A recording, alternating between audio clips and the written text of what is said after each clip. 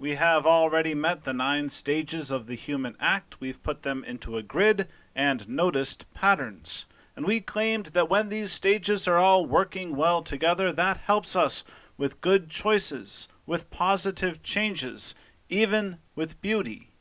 These steps we heard are like physics problems, and then we moved on to syllogisms. So wait a minute, are you saying that there's some sort of formula sheet of moral propositions? Where did that come from? Well, I'm not saying that. Aquinas is saying that. And if you're asking if it was pre-programmed or if we get it from experience, well, both.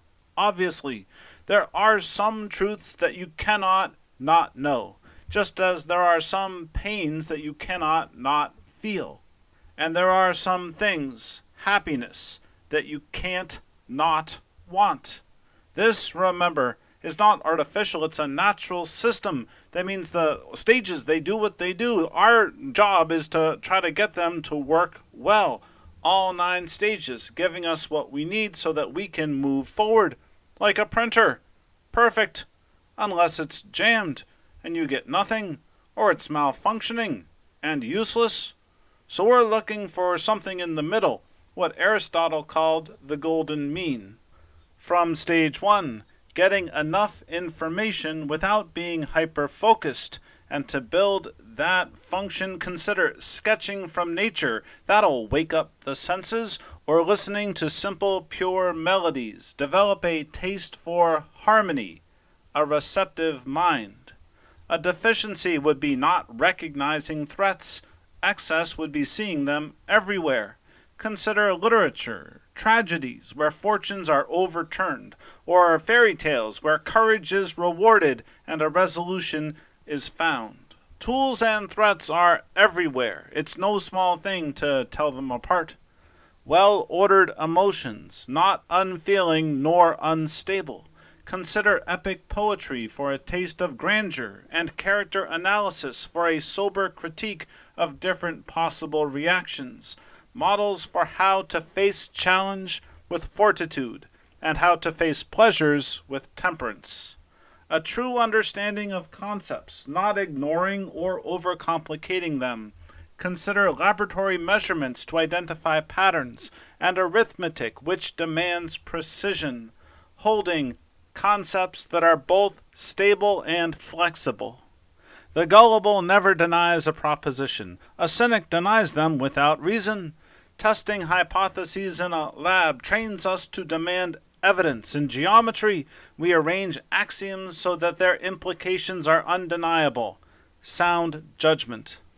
Irrationality is chaotic, but the clever can be even worse because they use reason not to find truth, but to seek their own advantage, to seek an excuse. Consider studying formal logic, or using your skills, if you're so smart. Use your skills to steelman opposing views, building the virtue of humility in the face of truth.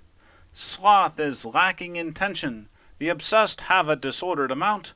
Consider astronomy to elevate your gaze, and diagramming sentences can help organize your thoughts so that you have a sense of optimism, aims that are both possible and worth achieving. The indecisive never make up their minds. The impulsive do so too easily.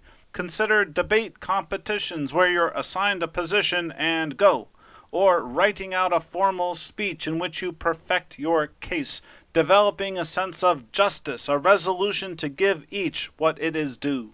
The timid will not fight for what is right. Tyrants keep fighting even when they are in the wrong. Consider gymnastics, which forces the body to put a thought into action, and historical criticism that outlines the many ways hubris precedes disaster, all in service of charity, commitment to the courageous pursuit of the good, a good known to be true in a real world where our actions matter, shown in a model where you can be both open and decisive, where you can both contemplate and act, a model that suggests what we should study. Hey, I've heard of those 3.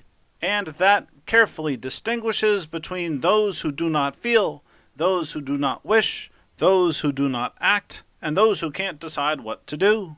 And yeah, you could simultaneously be a paranoid tyrant who fixates on his obsessions, but that just means you've got a multiple of issues to work on. But good news, that kind of work is possible, the kind that builds virtue if you do your homework.